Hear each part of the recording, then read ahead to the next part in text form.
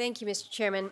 I wanted to turn to Mr. Hennigh, and I appreciated, Gary, what you have outlined in terms of how these run-of-river hydro projects have made a community more sustainable, but also allow for some growth opportunity. If you're the processor there and your power costs are so high you can't afford the cold storage, you don't have much opportunity to do much in terms of business development. So you've not only had the one hydro project, but you've got both Delta and the Waterfall hydro project. So you've kind of lived through the gauntlet of how you access support through the agencies, through DOE, through their loan guarantee. Can you give any insight to the committee in terms of the things that were helpful and good to build out these renewable energy projects, or the known barriers there? Can you just speak a little bit to the experience there? Sure. Thank you, Senator Murkowski, for that question.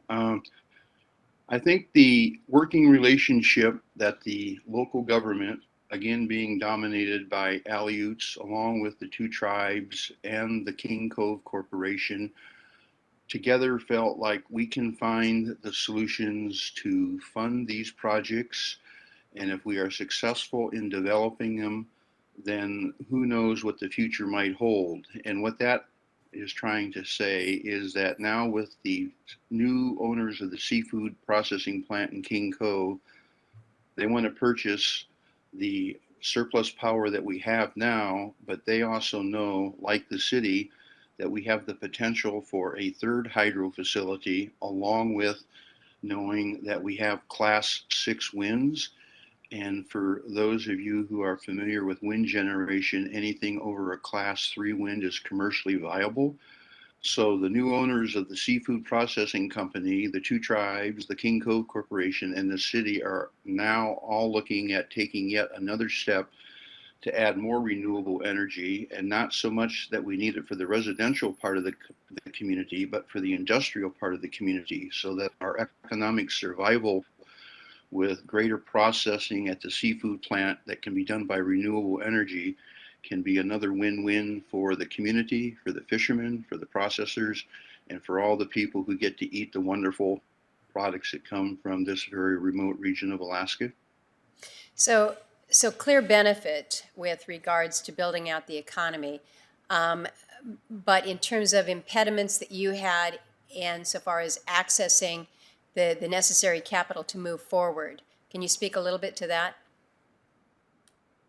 Sure. Our ability to access capital for the two hydro projects was fairly reasonable in terms of I guess, the process we had to go through. Certainly with your support, Senator Murkowski and Congressman Young's, we were able to work with the Department of Agriculture, the rural development folks, back in the early 90s. And early on, we thought that process was going to be very difficult, but it turned out to be a fairly smooth process. So that has given us the incentive to believe that as long as we have a good business plan and that we can show the results, that we can now show that our ability to find the next level of capital funding for more renewable energy development should not be so insurmountable that that we can't make it happen. I mean, we're very positive that our experience gives us the potential and the lenders the comfort of knowing that we know what we're doing when it comes to harnessing Mother Nature. Well, I think you have demonstrated that, so thank you. I wanted to ask a quick question, probably to Ms. Monica Forth, and possibly to Ms. Holden as well. And this is the Microgrants for Food Security Program. It's something that I had worked really hard to get into the last Farm Bill. We have seen great success in the state of Alaska. These are small loans. That's why we call them micro grants. So it's not for big ag by any extent. But what we're trying to do in Alaska is kind of reintroduce farming, growing your own food, this whole concept of food security.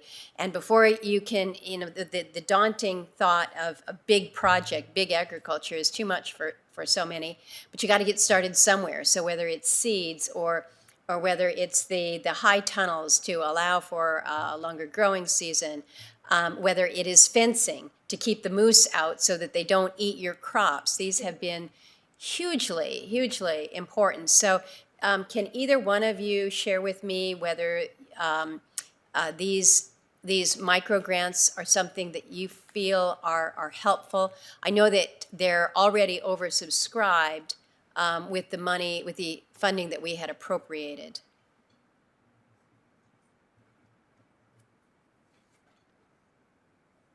Please, Either please go one? ahead. Go ahead.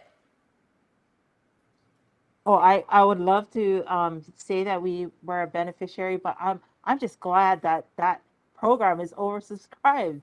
Yay! Yeah. Um, our Manao has always been investing in young people, and so today we have over 90 people reconnecting to their land, learning agroecological practices, understanding the ike kupuna, the deeper reason of their why, and their purpose, and through language, through oli, through hula, um, and and to be able to create that future ancestor that understands the foods that comes from them, their work and their intention to feed, that's really the gift. And so whatever we can do to kako or other organizations, I know we do work with several tribes, and also several of the programs that have been initiated and started by many of you here on the call today.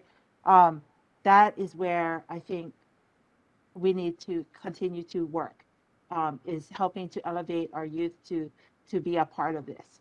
Mahalo.